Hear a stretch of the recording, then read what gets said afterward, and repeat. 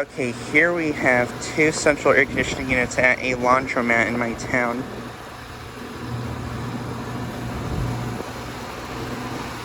Here we have a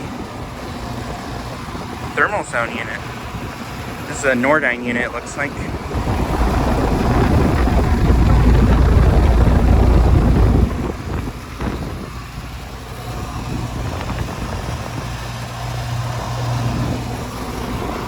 Model number and serial number are faded, but I guess it's probably a 2000s unit.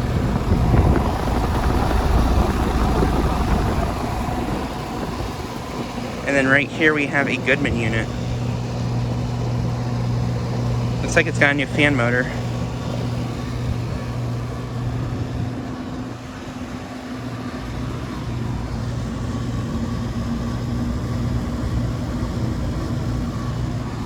There's data for that unit.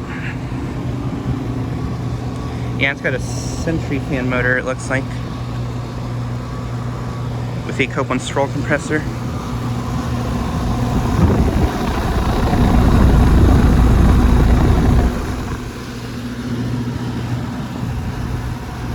But yeah, just thought I'd get a quick video of these two units. Anyways, thanks for watching.